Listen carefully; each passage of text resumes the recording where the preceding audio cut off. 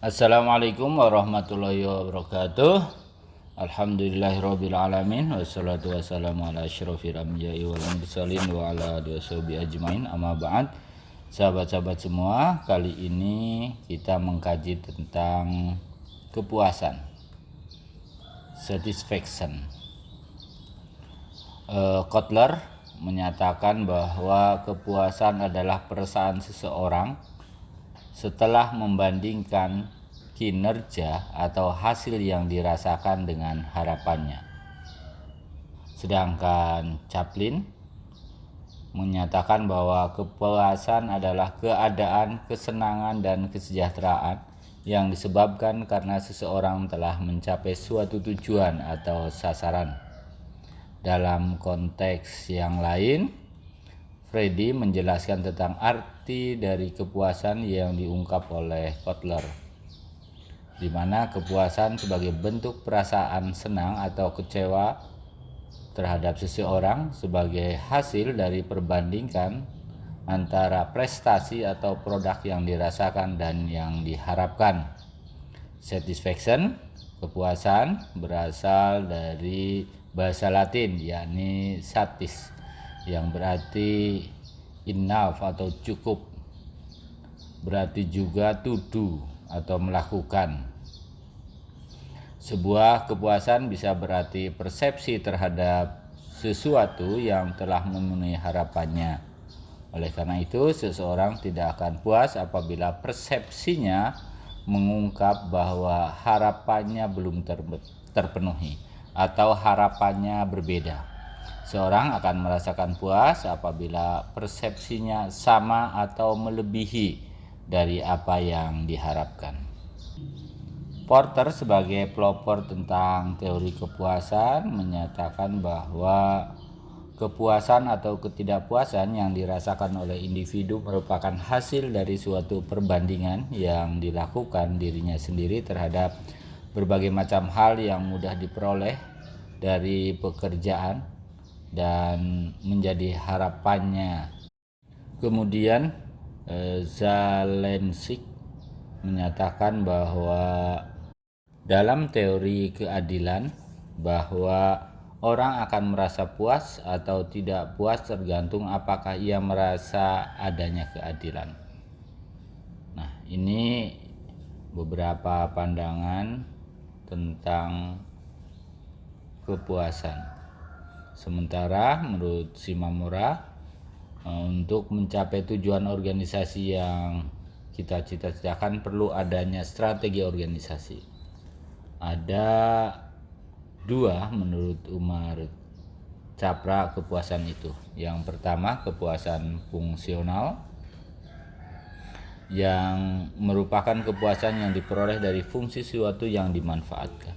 Yang kedua, kepuasan psikologikal, yang merupakan kepuasan yang diharapkan dari atribut yang tidak terwujud menjadi sesuatu seperti suasana lingkungan atau yang lainnya.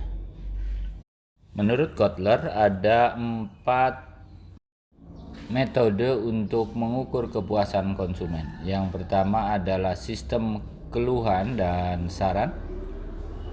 Kemudian yang kedua, ghost shopping. Yang ketiga, lost customer.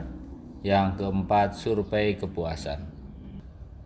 Sistem keluhan dan saran, bahwa organisasi yang berorientasi pada konsumen perlu memberikan kesempatan yang luas kepada konsumennya untuk menyampaikan saran pendapat kepada konsumennya.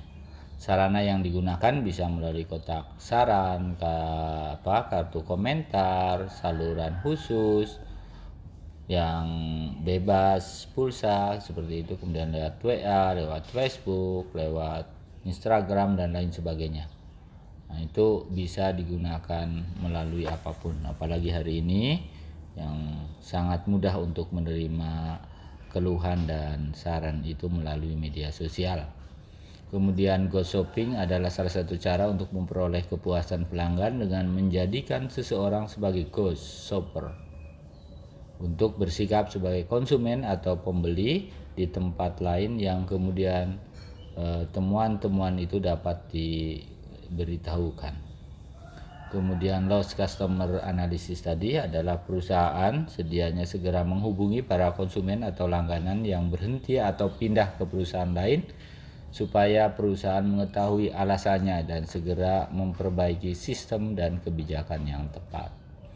Kemudian survei kepuasan adalah penelitian atau survei yang dilakukan oleh lembaga atau perorangan atau dilakukan oleh perusahaan itu sendiri untuk menilai kepuasan dari para konsumennya.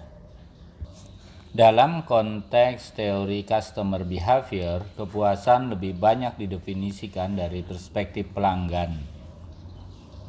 Perspektif pelanggan tentang pengalaman terhadap sebuah produk setelah mengkonsumsi produk, setelah menggunakan jasa atau produknya.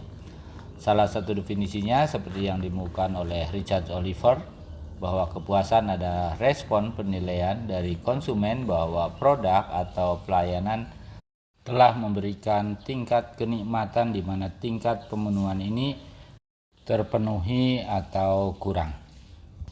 Dalam pandangannya Handi Irawan, bahwa faktor yang mendorong perusahaan untuk melakukan pengukuran kepuasan pelanggan antara lain adalah tingkat persaingan yang semakin meningkat, yang kedua semakin besarnya investasi, dan yang ketiga harapan pelanggan yang berubah dari waktu ke waktu.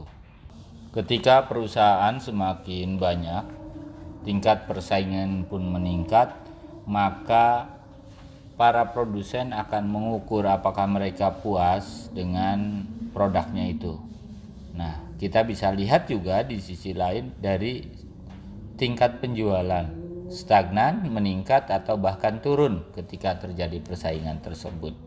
Kemudian juga orang berinvestasi itu kan tidak ingin kehilangan nilai investasinya. Makanya orang kemudian mengukur juga apa sih yang diinginkan ke depan, apa sih yang mereka rasakan bahwa mereka menjadi puas, apa sih yang membuat mereka tetap bertahan di produk itu. Kemudian tadi yang ketiga, pelanggan itu berubah dari waktu ke waktu. Kita melihat perubahan dari Nokia ke Samsung, gitu kan?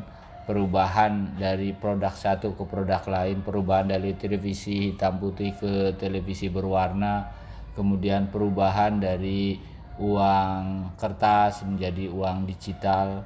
Nah, ini perubahan yang terus-menerus itu akan mendorong para pengusaha untuk mengukur kepuasan para pelanggannya agar tidak ditinggalkan atau agar mereka mendapatkan kepuasan dari produk yang diciptakannya.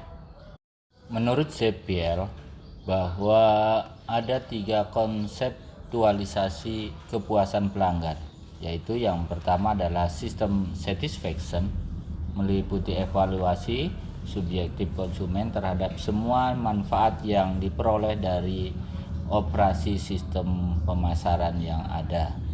Kemudian yang kedua, enterprise satisfaction, yakni keuntungan yang diperoleh konsumen dari interaksi atau hubungan dengan produk tersebut.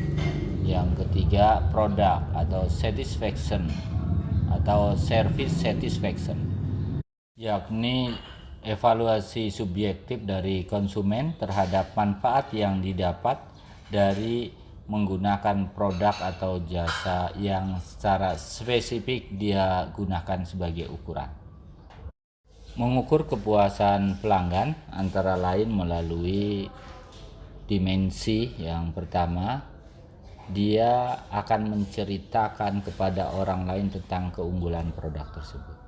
Kemudian dia akan membeli produk yang sama, atau dia akan membeli produk yang berbeda dari perusahaan yang sama karena dia sudah merasakan tentang keuntungan yang dia dapat, kepuasan yang dia dapat. Kemudian orang itu juga, konsumen tersebut juga tidak akan menggunakan produk-produk lain. Kemudian dia juga akan memberikan ide-ide baru kepada perusahaan karena merasa puas atas produk, barang, atau jasa.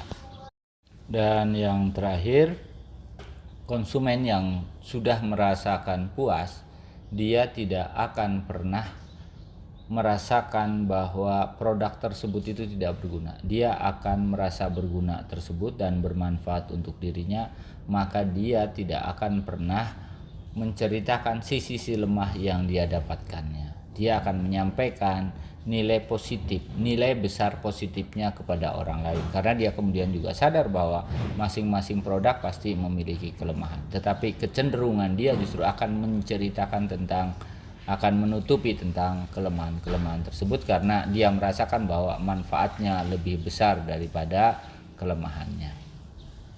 Faktor-faktor yang akan mempengaruhi kepuasan pelanggan. Yang pertama adalah kualitas produk. Apakah produk itu dirasakan berkualitas? Apakah orang itu merasa beruntung dengan produk tersebut? Kemudian yang kedua adalah kemudahan. Orang mudah cara menggunakannya, mudah cara mendapatkannya, itu orang akan merasakan kepuasan. Kemudian yang ketiga adalah pelayanan yang dirasakan. Seperti apa sih pelayanannya? Oh, mudah sekali. Oh, pelayanannya ternyata ramah. Oh, dia merasakan begitu cepatnya dalam pelayanan. Nah, ini akan memunculkan loyalitas pelanggan, terutama jika produk atau perusahaan kita itu produk jasa. Begitu juga dalam produk barang. Orang mudah mendapatkan spare part, umpamanya untuk mobil yang mudah spare partnya, maka orang akan merasa terpuaskan. Demikian kajian hari ini yang diambil dari berbagai sumber. Semoga bermanfaat bagi kita yang bergerak dalam bidang perusahaan barang maupun jasa. Semoga agak terbantu, dan ini bagian dari diskusi kita hari ini. Semoga bermanfaat dan mohon maaf atas segala kesalahan. Wassalamualaikum warahmatullahi wabarakatuh.